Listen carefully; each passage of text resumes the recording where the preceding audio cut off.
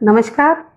आज हम कक्षा 10 की क्षितिज पाठ्य पुस्तक से अध्याय 7 सूर्यकांत त्रिपाठी निराला का अध्ययन करेंगे। इनकी कविता की आज हम व्याख्या देखेंगे। आइए सूर्यकांत त्रिपाठी निराला का जीवन परिचय, कवि परिचय देखते हैं।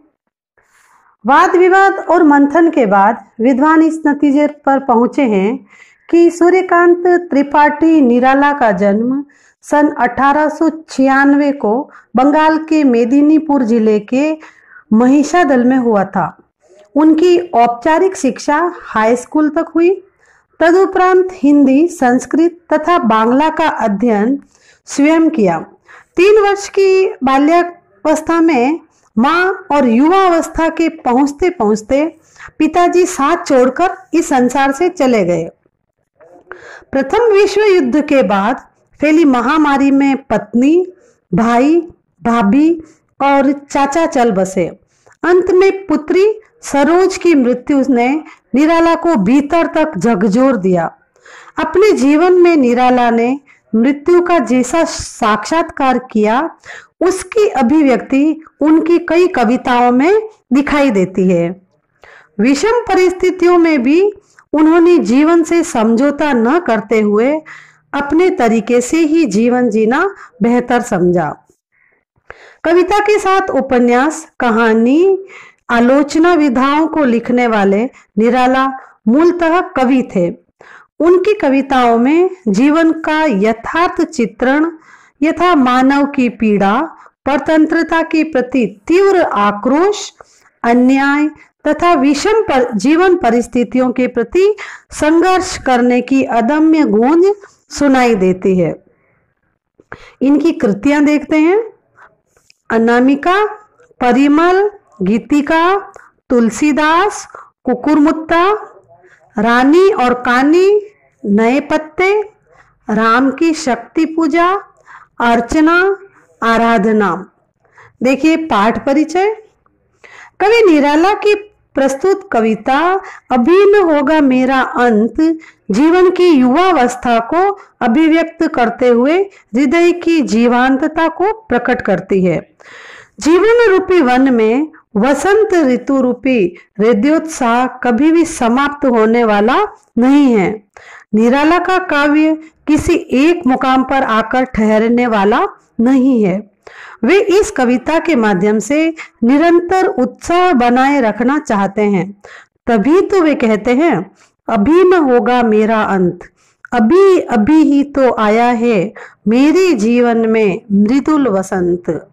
जीवन का यह पड़ाव हाथ पर हाथ रखकर बैठने के लिए न होकर जीवन के कर्म सौंदर्य को निष्ठापूर्वक बढ़ाते रहने के लिए है। यह कविता निराला के प्रखर आशावाद एवं जिजीविषा से लबरेज है। शब्द चयन एवं भाव सौंदर्य अनुपम है। इसी पाठ की मातृ वंदना कविता में निराला का राष्ट्र प्रेम मुखरित हुआ है, जिसमें वे अपने अर्जित सभी कर्म फलों को मां भारती के चरणों में अर्पित कर अपने को धन्य महसूस कर रहे हैं। कवि जीवन पथ के सभी विघ्न बाधाओं को पार करता हुआ मां की सेवा में अपना बलिदान कर उसे हर दुख से मुक्त करना चाहता है। विनय शिल्प में लिखी गई यह एक अद्भुत कविता है। आइए कविता की व्याख्या देखते हैं। अभी न होगा मेरा अंत। देखिए, अभी न होगा मेरा अंत, अभी अभी ही तो आया है मेरे जीवन में मृदुल वसंत। अभी न होगा मेरा अंत। प्रसंग देखते हैं। यह अवतरण सूर्यकांत त्रिपाठी निराला द्वारा रचित अभी न होगा मेरा अंत कविता से लिया गया है। इसमें कवि ने जीवन के प्रति आशा उत्साह का स्वर व्यक्त किया है। इसकी व्याख्या देखते हैं।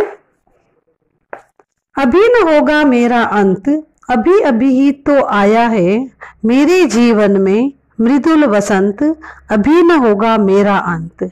कवि निराला कहते हैं कि मेरे जीवन का अंत अभी नहीं होगा, अभी अभी ही तो मेरे जीवन में मनोरम वसंत रूपी युवावस्था आई है।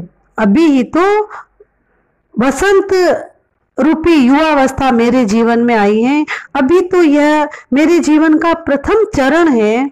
अभी लंबी आयु, मेरा लंबा जीवन शेष है, इसलिए अभी मेरे जीवन का अंत नहीं होगा, क्योंकि मेरा जीवन तो अभी शुरू हुआ है।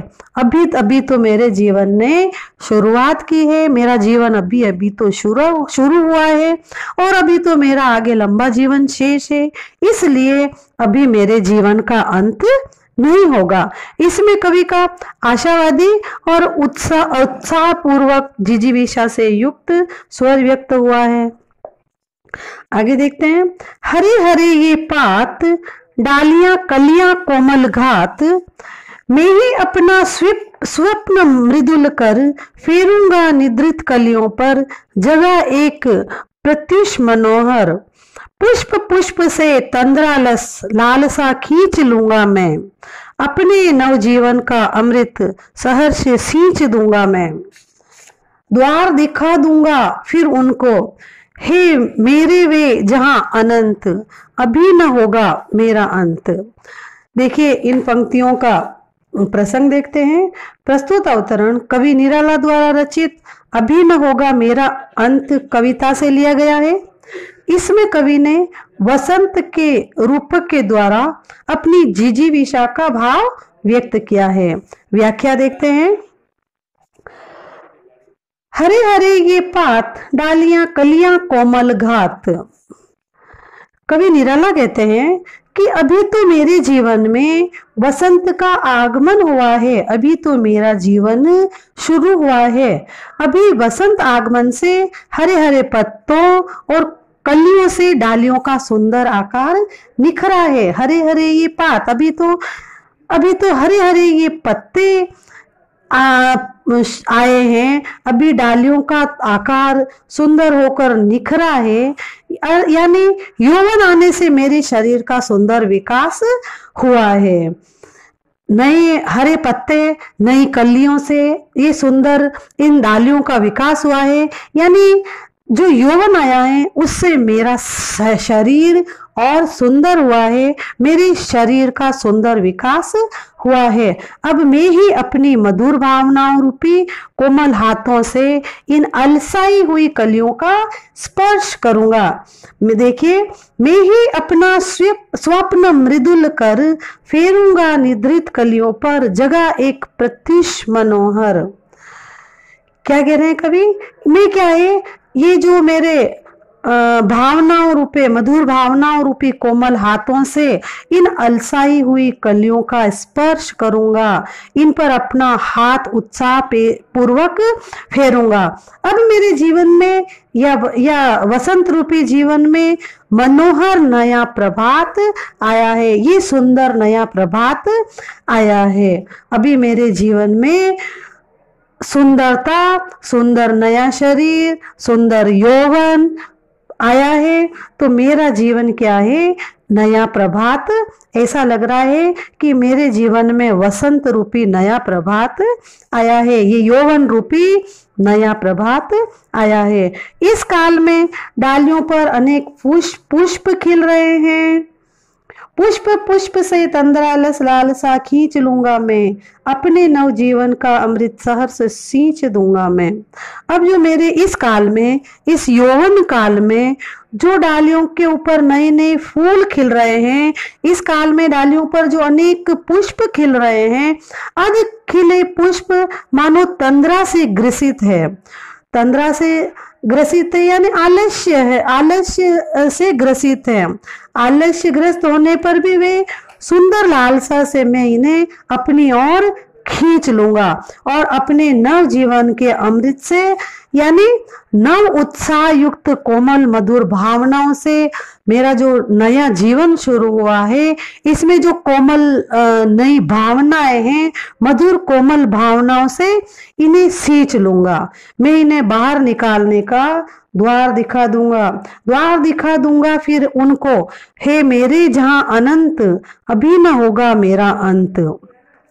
मैं इन्हें तंद्रा से बाहर खींच लूंगा और इन्हें बाहर निकालने का द्वार बता दूंगा, इन्हें विकसित होने का मैं मार्ग बता दूंगा, बाहर निकलने का द्वार बता दूंगा, यानी मैं इनको विकसित होने का मार्ग बता दूंगा कि ये किस प्रकार अपना विकास कर सकते हैं, किस प्रकार विकसित हो सकते हैं।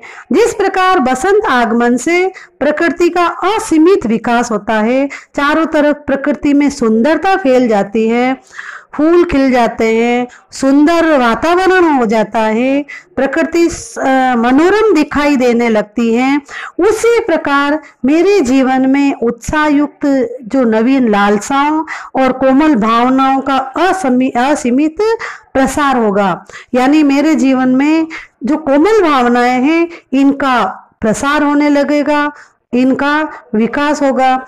इस तरह की आकांक्षा रखने से अभी मेरे जीवन का अंत नहीं होगा, अभी न होगा मेरा अंत, अभी मेरा अंत नहीं होगा। जीवन को बसंत का रूपक देकर कवि ने यौवना उत्साह की सुंदर व्यंजना की है। अगली पंक्तियां देखते हैं।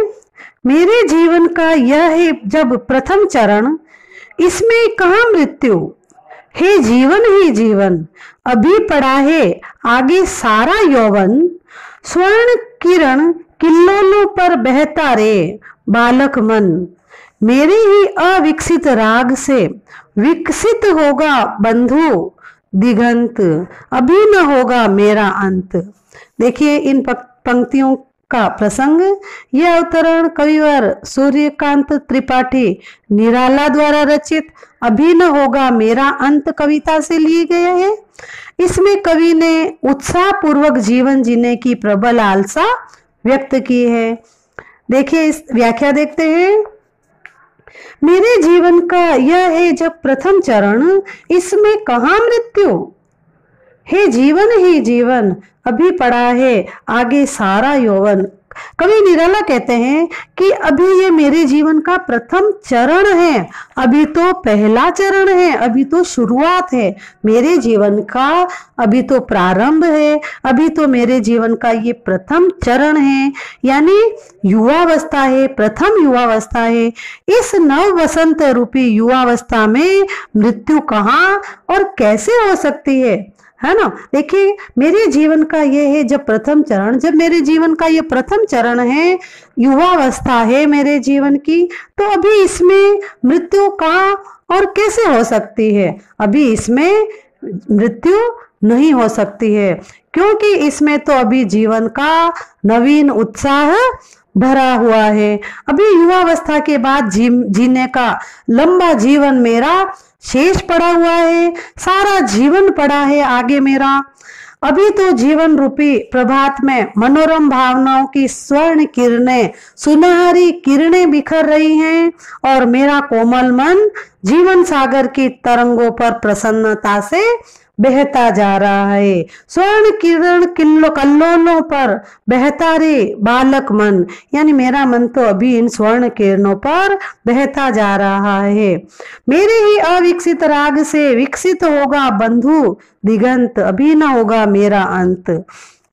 अभी तो क्या है मेरे जीवन में ये जीवन का जो प्रभात है, इसमें मनोरम भावनाओं की सुंदर किरणें, स्वर्ण किरणें बिखर रही हैं और मेरा कोमल मन जीवन की जो संसार सागर की तरंगों पर, इन नई उमंग रूपी तरंगों में प्रसन्नता से, खुशी से बहता जा रहा है।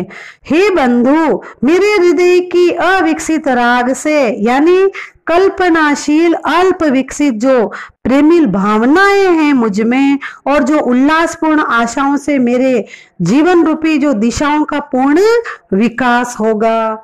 अभी तो क्या है मेरे जीवन का विकास बाकी है, मेरा जीवन अभी आगे पूरा पड़ा हुआ है, अभी मृत्यु मेरे पास नहीं आएगी। अभी कैसे मृत्यु मेरे पास आ सकती है, क्योंकि आशाओं से भरा मेरा जीवन पूरी चारों पूर्ण रूप से चारों दिशाओं से हर तरफ से अभी विकसित होना बाकी है। अभी तो इस मेरे जीवन का विकास होना बाकी है, अभी तो पूर्ण विकास होगा। मेरी जिजीविषा और कर्म निष्ठा से सुंदर जीवन का, मेरा जीवन सुंदर बनेगा, सुंदर जीवन का विकास होगा। अभी मेरे सामने सारा जीवन पड़ा हुआ है, इसलिए क्या है, अभी से मेरे जीवन का अंत नहीं होगा। कवि का आशावादी स्वर, उत्साह, उल्लास और जीवन जीने की प्रबल लालसा व्यक्त हुई है। ये कविता की व्याख्या देखी हमने, अभी न होगा मेरा अंत। अब अगली कविता मातृ वंदना, इसकी व्याख्या हम अगले वीडियो में देखेंगे। तब तक के लिए धन्यवाद।